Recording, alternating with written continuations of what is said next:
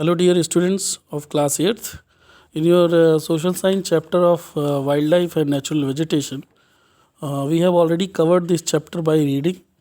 Now, this is time to understand the whole chapter of natural vegetation and wildlife, chapter 3, in which we will go through from all the question answer and fill in the blanks and all the exercise part. तो आप लोग एक pen और अपना जो notes है और अपना जो बुक है उसको आप ओपन करके यही एक्सरसाइज वाला पार्ट जो है पेज नंबर 147 इसको ओपन करके बैठेंगे, जिससे कि हम लोग ये जान सकें कि जो करेक्ट आंसर है वो क्या है और किस तरह से एक्सरसाइज को हमें फिनिश करना है, किस तरह से लिखना है। तो आप जब मूव करेंगे तो आप देखेंगे जो आपका फर्स्ट क्वेश्चन है, करेक्ट द फॉलोइंग सेंटेंस करके, जिसमें लिखा हुआ है पहला, natural vegetation is temperate grassland is composed of shrubs, सेजेस, ग्रासेस, मोसेस एंड लिंचेज। तो नेचुरल वेजिटेशन टेम्परेट ग्रासलैंड में इसकी बात होना बता रहा है, जबकि ये जो चीज़ें पाई जाती है टेम्परेट ग्रासलैंड में नहीं पाई जाती हैं, ये पाई जाती हैं टुंड्रा रीजन्स में। अगर आपने पिछले के वीडियोस देखे होंगे तो वहाँ आपने देखा होगा टुंड्रा रीजन में जो चीज़ें पाई जाती हैं वो उसके बारे में यहाँ पे ये मेंशन कर रखा है। So the answer will B, यहाँ पे आप टेम्परेट ग्रासलैंड हटा के यहाँ आप लिख लीजिएगा टुंड्रा रीजन। ठीक है, यानी ये जो टेम्परेट ग्रासलैंड है इसको आप हटा देंगे, यहाँ पे लिखेंगे टुंड्रा रीजन। ठीक है, now the second one is coniferous, conical shape जो मैंने बताया था, शंकु वाला। ऐसे ट्रीज़ कहाँ पाए जाते हैं? From the dominant species in the tropical evergreen forest में, ये बता रहा है। तो ट्रॉपिकल एवरग्रीन फॉरेस्ट ये अंडरलाइन करके हम देखेंगे, the answer will B boreal forest. इसी को हम टैगा भी बुलाते हैं, याद होगा। जो इस तरीके के जो ट्रीज़ पाए जाते हैं, कैसे? Coniferous trees. कोनीफेरस ट्रीज़ हमेशा ट्रॉपिकल ना करके उसको हम टैगा, जिसको हम बोलते हैं ना कि बोरियल जो फॉरेस्ट होते हैं वहाँ पे पाए जाते हैं। तो ट्रॉपिकल हट करके यहाँ पे बोरियल फॉरेस्ट हो जाएगा या टैगा। फिर ये कहता है thorn forest are located in deltaic region. आप जानते हैं डेल्टा जहाँ बनता है वहाँ क्या होता है? याद होगा, मैनग्रोव, है ना, जो कि टिडल फॉरेस्ट या मैनग्रोव जिसके नाम से हम जानते हैं। तो जो थॉर्न फॉरेस्ट है ना, are located in deltaic region. तो डेल्टिक रीजन या तो हटेगा या तो थॉर्न फॉरेस्ट हटेगा, दोनों में से कोई एक हट सकता है यहाँ पे, है ना। अगर आपको थॉर्न फॉरेस्ट करता है तो डेल्टिक रीजन हटेगा, और अगर आपको थॉर्न फॉरेस्ट हटाना है, डेल्टिक रीजन में क्या पाया जाता है, तो आप बता सकते हैं मैनग्रोव। आपको याद होगा, ये देखिए यहाँ पे लिखा हुआ है tidal forest are also known as mangrove forest, they are located in deltaic region, है ना। तो टिडल फॉरेस्ट कहाँ रहते हैं? डेल्टिक रीजन में। ऊपर में कॉन्सेप्ट में आप देखेंगे तो दिया हुआ है। Now Jim Corbett national park is famous for its own horn rhinoceros. तो जिम कॉर्बेट राइनासोर्स नहीं है, जिम कॉर्बेट में क्या है? टाइगर्स है। हम सब जानते हैं जिम कॉर्बेट टाइगर के नाम पे जिम कॉर्बेट फेमस है। The dancing dear is found in Assam. Dancing dear Assam में नहीं पाया जाता है, हम सब जानते हैं। डांसिंग डियर जो पाया जाता है वो कहाँ पाया जाता है? मणिपुर में। आप ये लाइन देखेंगे, यहाँ देखे दिखा, while brow antlered deer and dancing deer, दिख रहा है ना लास्ट वाली लाइन सेकंड पैरा में। ये देखिए, dancing deer are in Manipur. तो ये मणिपुर में पाया जाता है। तो answer will be Manipur. Assam हट जाएगा, यहाँ क्या आ जाएगा? मणिपुर। तो ये आपका पहला जो एक्सरसाइज है that is the correct following sentence, ये यहाँ पे ख़त्म होता है। नाउ अब अगर हम बात करें सेकंड की, तो हम देखेंगे इसमें हमें फिल इन द ब्लैंक्स की बात कर रही है यहाँ पे। This animal lives high up in Himalayas. ये जो है स्लॉथ बियर या गौर या स्नो लियोपार्ड। तो हम सब जानते हैं snow leopard is the correct answer. Since 1992 this national park is listed as a world heritage site in danger. ये 1992 से वर्ल्ड हेरिटेज साइट इसमें इसका नाम है, लेकिन ये खतरे में है, दैट इज़ मानस। ठीक है। Poaching of rhinoceros for its horn is a serious problem in this natural park. Poaching of rhinoceros for its horn, है ना, ये सीरियस प्रॉब्लम है कहाँ पे?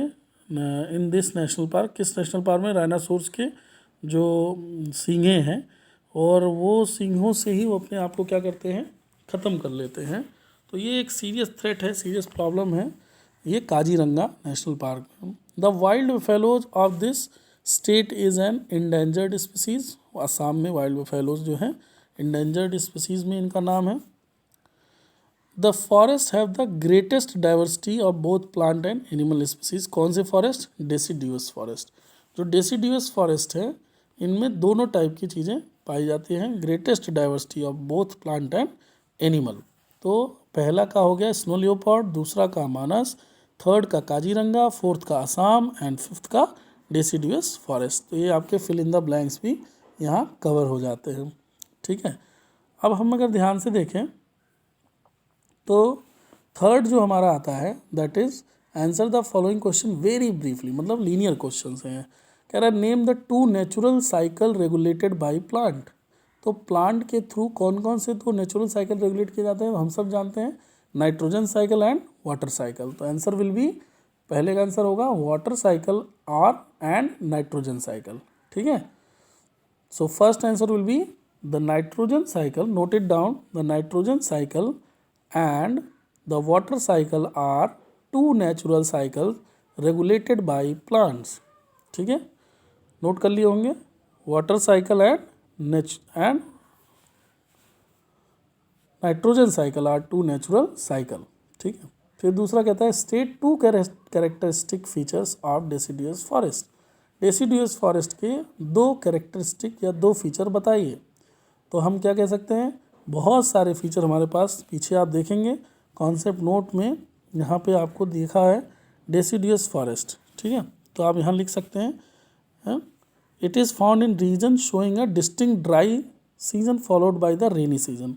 एक तो ये हो गया temperate deciduous forest, tropical deciduous forest और monsoon forest. There are some forest which are found in deciduous forest are temperate deciduous forest, tropical deciduous forest and monsoon deciduous forest. ठीक है, तो डेसिडियस फॉरेस्ट के आपको अगर लक्षण बताने हैं, कुछ प्रॉपर्टी बतानी है, तो यहाँ से आप बता सकते हैं। फिर क्या कह रहा है, name two tiger reserve in India. दो टाइगर रिजर्व के बारे में अगर आपको बताना है तो आप कौन कौन सा बताएंगे, जिम कॉर्बेट एंड रणथंभौर, है ना। जिम कॉर्बेट हुआ, रणथंभौर हुआ, ये और भी बहुत सारे हैं कि जिसमें आप जो है बता सकते हैं टाइगर रिजर्व के बारे में। पन्ना टाइगर रिजर्व है ना। सो अब आप यहाँ पे लिखना आप चाहें तो शुरू कर सकते हैं, अदरवाइज यहाँ पे निशान लगा सकते हैं।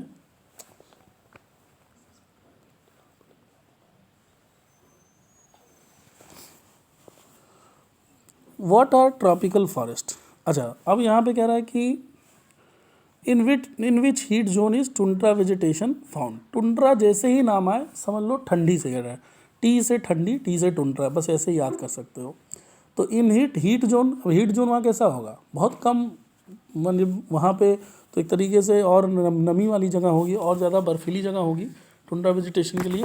तो आप कह सकते हो कि पोलर आर्कटिक, है ना। Tundra vegetation is found in polar Arctic climate. ये आप आराम से लिख सकते हो कि it is found in the polar Arctic climate. फिर क्या है next question, where is the world largest mangrove forest located.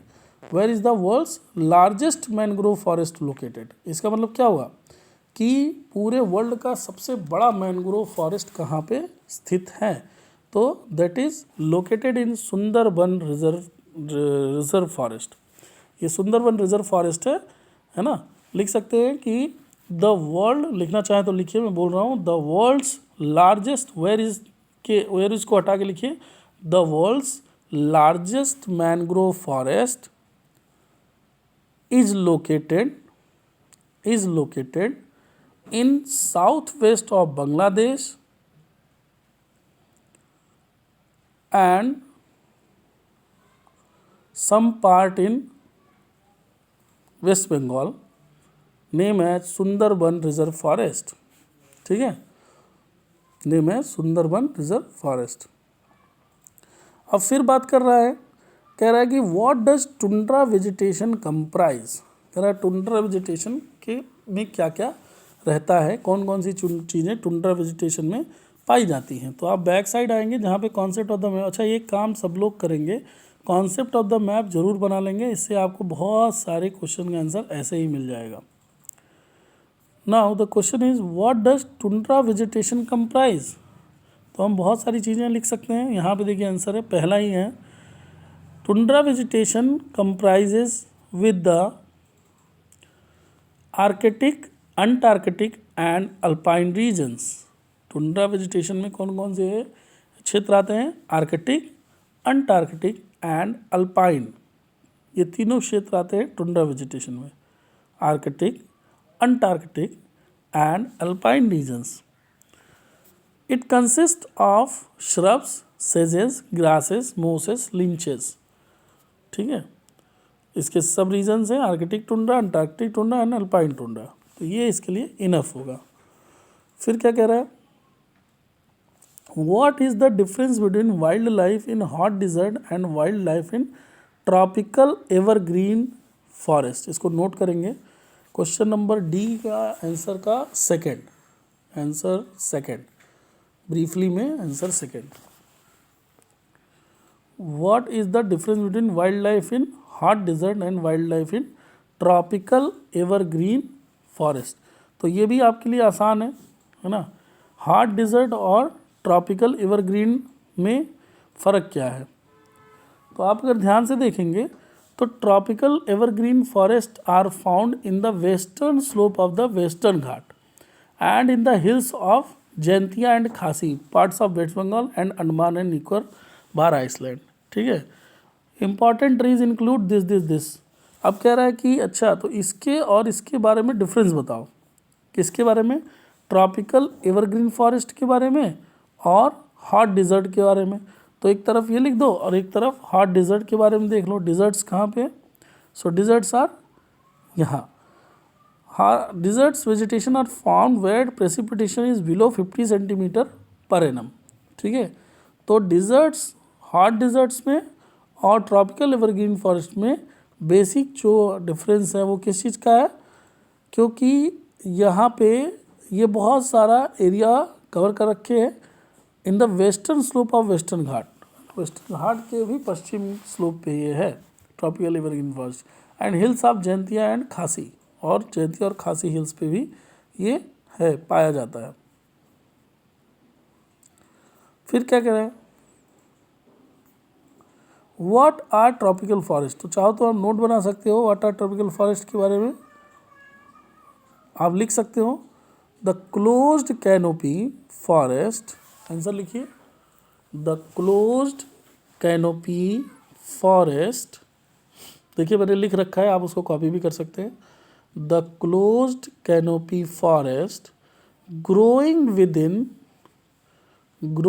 With in 28 degree north, 28 degree north और साउथ ऑफ इक्वेटर, और south of equator is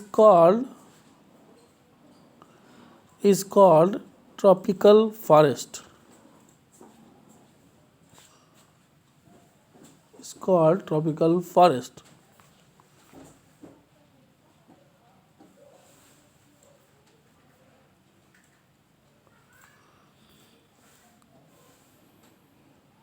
So within 28 degree north or south of equator is called tropical forest. It is always grows on wet places, मतलब यहाँ tropical forest वहीं होंगे जहाँ बरसात बहुत ज़्यादा होती है, वेट प्लेसेस।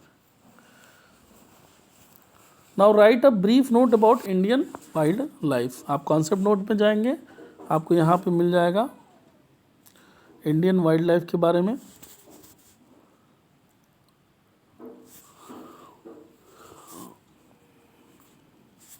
ये यहाँ पे देखिए, चाहे तो आप ऐसे भी देख सकते हैं, पीछे में आप जाएंगे तो पेज नंबर 145 पे right side of the page wild life in India लिखा हुआ है। तो आप यहाँ से लिख सकते हैं कि wild life in India both rich and varied with इतना स्पीसीज ऑफ मैमल्स एंड इतना स्पीसीज ऑफ बर्ड्स। तो आप चूँकि ये ब्रीफली है तो आप कंट्रीज़ ऑफ द वर्ल्ड करके लिख सकते हैं, ठीक है।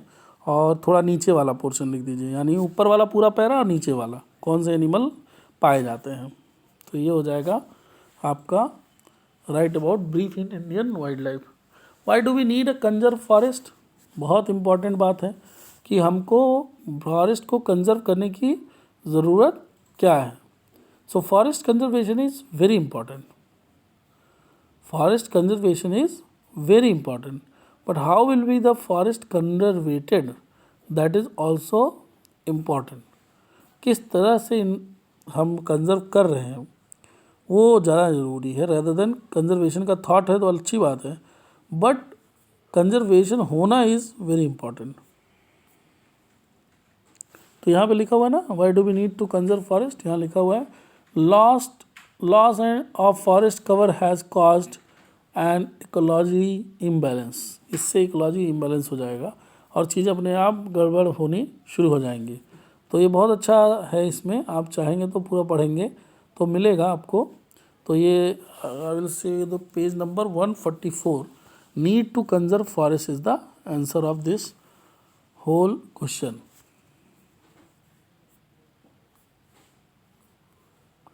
Now, what do you think know about mountain vegetation? Mountain vegetation के बारे में आप क्या जानते हैं? तो इसका भी आंसर आपके जस्ट पीछे में आप जाएंगे, बैक साइड में कॉन्सेप्ट मैप में। So there it is given there mountain vegetation. इसमें आप लिख सकते हैं कि it varies with the altitude. Heading डालिए mountain vegetation. It varies with the altitude.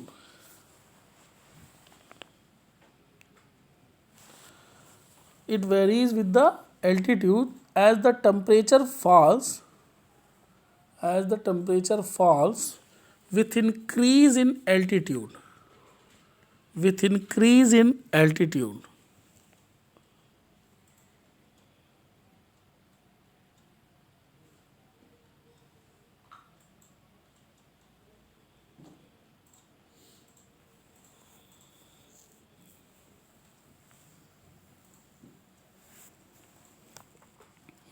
Coniferous forests such as pine and beech are common here.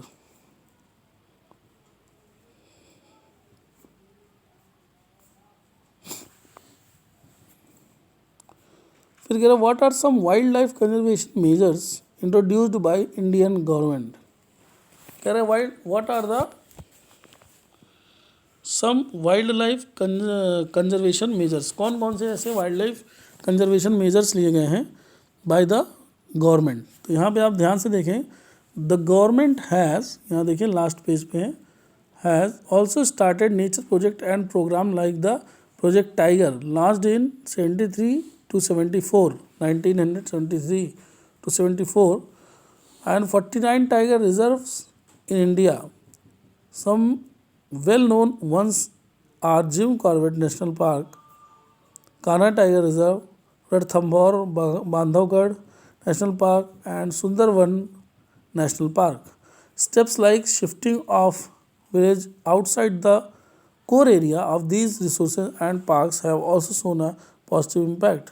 और जो यहाँ से किसानों को खेतों को उनको वहाँ से शिफ्ट कर दिया गया, वो भी आज के समय में अच्छा, उस समय तो ख़राब लगा हो लेकिन आज के समय में उनको इकोनॉमी में भी असर आ रहा है, तो इससे वो इसको अच्छा मानते हैं। So this was your last question through which we will understand about the whole chapter. Thanks. आप अपने नोट्स बना लीजिएगा जिससे कि हम इस नोट्स को चेक कर पाएँ। नेक्स्ट वीडियो में नेक्स्ट चैप्टर शुरू करेंगे। Thank you.